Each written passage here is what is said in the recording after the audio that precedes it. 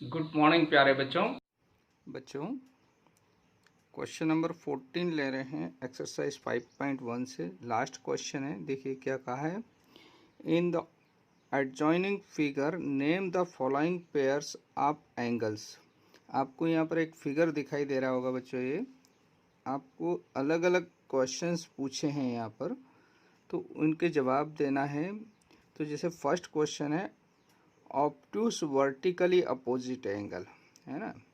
तो vertically opposite angle क्या होता है पहले ये समझ लेते हैं, है ना। तो दो लाइन एक दूसरे को इंटरसेक्ट करती है, तो उनके आमने सामने के जो एंगल बनते हैं उनको हम वर्टिकली अपोजिट एंगल बोलते हैं। जैसे एंगल 1 और एंगल 2 ये वर्टिकली, ऐसे ही एंगल 3 और एंगल 4 भी वर्टिकली। अब मान लिया हमने एंगल 1, जैसे ये छोटा है, ये बड़ा एंगल दिखाई दे रहा है आपको, ये छोटा मान लिया 50 डिग्री का है, ठीक है बच्चों। ये 50 का है, तो इधर वाला एंगल ये लीनियर पेयर हो गया ना बच्चों, ये दोनों ये स्ट्रेट लाइन है, तो ये दोनों एंगल मिलके कितना हो जाएगा 180, तो ये 130 हो जाएगा बच्चों, ठीक है ना। तो ये अगर छोटा है तो ये हमेशा बड़ा बनेगा, है ना। अगर 90 के हैं तो दोनों इक्वल होंगे, लेकिन 90 से छोटा है इधर, तो इस तरफ वाला हमेशा बड़ा बनेगा, है ना, क्योंकि दोनों का सम 180 होता है। अब ये 50 है तो ये भी 50 होगा वर्टिकली अपोजिट एंगल से, ये 130 है तो ये 130 हुआ, तो ये एक्यूट एंगल हुआ वर्टिकली, है ना, और ये ऑब्ट्यूस एंगल हुआ। तो इसी का जवाब हमको यहाँ पर देना है इस क्वेश्चन में। तो देखिए यहाँ एक राइट एंगल है हमारे पास, ये 90 डिग्री है, तो ऑब्ट्यूस वर्टिकली अपोजिट। तो दो लाइन अगर हम देखते हैं इसमें बच्चों, तो दो लाइन कौन कौन सी बन रही है आपकी, एक लाइन है AOC और एक है BOC, ये दोनों एक दूसरे को इंटरसेक्ट कर रही है। तो वर्टिकली अपोजिट एंगल कौन कौन से बन रहे हैं बच्चों, AOB, और कौन सा बन रहा है COD। ये दोनों एंगल ये छोटे एंगल है, और बड़े एंगल कौन से हैं BOC और AOD। तो ये एक्यूट एंगल है दोनों, कौन से AOB और COD, ये दोनों एक्यूट हुए बच्चों। और AOD और BOC ये जो पेयर है ये ऑब्ट्यूस हुआ। तो उसने पूछा है ऑब्ट्यूस वर्टिकली अपोजिट एंगल, तो हम क्या लिखेंगे AOD, ये पूरा एंगल है ना। अभी ये लाइन आप भूल जाइए कि लाइन है यहाँ पर, है ना। तो क्या लिखेंगे बच्चों, एंगल AOD एंड BOC, ये क्या है ऑब्ट्यूस वर्टिकली अपोजिट एंगल है, उनका एक पेयर हमने यहाँ पर नोट कर लिया। सेकंड क्वेश्चन है बच्चों एडजेसेंट कॉम्प्लीमेंट्री एंगल्स। तो पहले तो समझ लेते कॉम्प्लीमेंट्री एंगल क्या होते हैं, जिनका सम कितना डिग्री होता है बच्चों 90 डिग्री, वो आपस में कॉम्प्लीमेंट्री एंगल होते हैं, ठीक है। सेकंड पूछा एडजेसेंट, यानी जिनके बीच एक ही दीवार हो, यानी एक ही आर्म हो, तो ऐसे एंगल कौन से जिनका सम 90 हो। तो इधर 90 है बच्चों, तो ये दोनों एंगल मिलके 90 होंगे, कौन सा AOE और AOB, ये दो एंगल आपस में मिलके 90 हो सकते हैं, बाकी कोई सा भी एंगल 90 नहीं बन रहा है। और ये एडजेसेंट भी है क्योंकि इनके बीच एक ही आर्म है, और दोनों की वर्टेक्स भी कॉमन होना चाहिए। तो एंगल AOB वर्टेक्स से मतलब हुआ है इनका बिगनिंग पॉइंट जो है दोनों का सेम होना चाहिए। तो AOE एंगल और AOB इनके बीच एक ही भुजा है ये, और दोनों का बिगनिंग यानी दोनों का जो वर्टेक्स है वो एक ही जगह मिल रहा है, इसलिए ये दोनों एडजेसेंट हुए। दूसरा इधर 90 है तो ये दोनों मिलके 90 होंगे। तो जो क्वेश्चन पूछा है एडजेसेंट कॉम्प्लीमेंट्री एंगल, तो कौन कौन से हो गए, एंगल AOE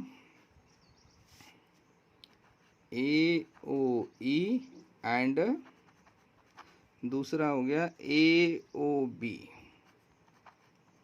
ये दोनों कॉम्प्लीमेंट्री भी हुए क्योंकि इनका सम 90 है बच्चों, और एडजेसेंट भी हुए क्योंकि इनके बीच कॉमन आर्म है और वर्टेक्स भी इनका एक ही है, ऊपर मिल रहा है, ठीक है। नेक्स्ट देखते हैं equal supplementary angle.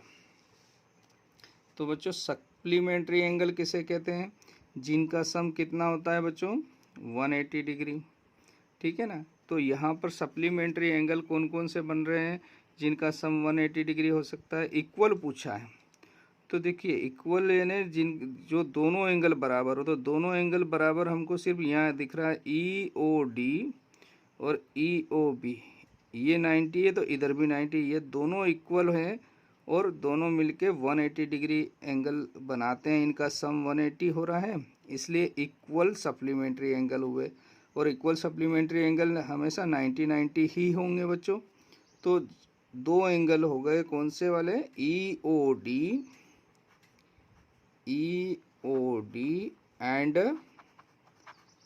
E O B, ये दोनों मिलकर क्या बना रहे हैं बच्चों, ये बीच वाला भी भूल जाइए, है ना, बीच में मान लो कोई लाइन नहीं है, तो कौन सा हो गए, ई ओ डी और ई ओ बी, ये दोनों मिलके क्या बना रहे हैं, इक्वल सप्लीमेंट्री, ईच 90 डिग्री है, ईच 90 डिग्री। ठीक है बच्चों, तो ये इक्वल सप्लीमेंट्री एंगल का एग्जाम्पल हो गया हमारे लिए प्यारे बच्चों। नेक्स्ट पूछा है अनइक्वल सप्लीमेंट्री एंगल, यानी जो 90 डिग्री नहीं है वो बताना है। तो अनइक्वल सप्लीमेंट्री यानी सप्लीमेंट्री का मीन्स तो हुआ दोनों एंगल मिलके 180 डिग्री बनाते हैं। तो यहाँ पर देखो, अगर एंगल ए ओ बी लेते हैं ये वाला एंगल, तो दूसरा एंगल बनेगा ए ओ डी, है ना, ये एंगल और ये पूरा एंगल मिलकर 180 बनाएगा। कौन सा देखिए एक बार फिर से, ए ओ बी और ए ओ डी, ये बीच वाली लाइन अभी समझ लो नहीं है। तो दो एंगल हो गए बच्चों, कौन कौन से हो गए, ए ओ बी और ए ओ डी, ये दोनों मिलके 180 बना रहे। तो पहले लिख लेते हैं हम, तो angle A O B and angle A O D, ये एंगल और ये एंगल, ये दोनों मिलके 180 बना रहे हैं। ठीक है, अब इसके पीछे इधर वाला भी लिख लेते हैं, ए ओ बी और बी ओ सी, सेकेंड हो गया angle A O B and angle B O C, ये वाला और ये वाला दोनों मिलके भी 180 बना रहे हैं। इधर ये एंगल और ये एंगल ए ओ डी मिलकर भी 180 बना रहे हैं। अब एक और एंगल देखते हैं, देखिए ए ओ ई, कौन सा वाला बता रहा हूँ मैं, ए ओ ई और ई ओ सी, ये भी एक स्ट्रेट लाइन है ना। तो ये यहाँ से इसको ऐसे समझ लीजिए, ए ओ ई और ई ओ सी ये मिलकर भी 180 बना रहे हैं। तो तीसरा पेयर हमको मिल गया एंगल ए ओ ई और ई ओ सी,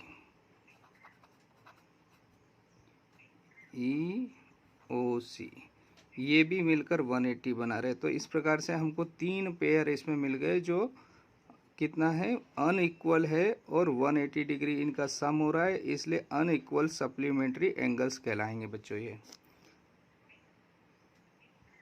प्यारे बच्चों, लास्ट वाला क्वेश्चन है इसका, adjacent angle that do not form a linear pair, ऐसे एंगल जो एडजेसेंट एंगल बताना है जो लीनियर पेयर नहीं बनाते, यानी जो स्ट्रेट लाइन पर नहीं बने हो, जिसका सम 180 ना हो, वो बताना है। तो एडजेसेंट किसे कहते हैं बच्चों, जिनमें एक आर्म कॉमन हो बच्चों और वर्टेक्स एक ही पॉइंट पर मिल रही हो।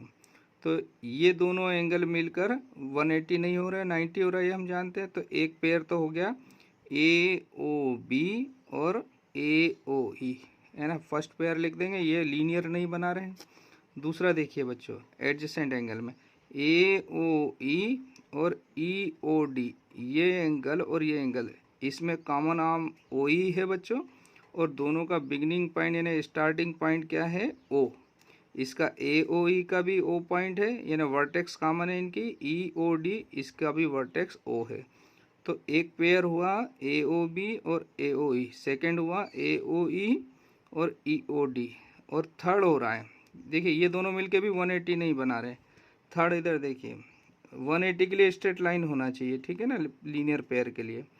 थर्ड वाला है ई ओ डी और डी ओ सी, ये भी एडजेसेंट है क्योंकि इसमें कॉमन साइड ओ डी है और इन दोनों की वर्टेक्स किसकी ई ओ डी और डी ओ सी की वर्टेक्स कॉमन है ओ पॉइंट पर। तो तीन पेयर हो गए, इन तीनों को हम यहाँ पर नोट कर लेते हैं बच्चों। तो फर्स्ट पेयर मिला था हमको angle A O B and angle A O E. Second मिला था angle A O E and angle E O D. और थर्ड पेयर मिला था angle E O D and angle D O C, है ना। एक बार और चेक कर लीजिए।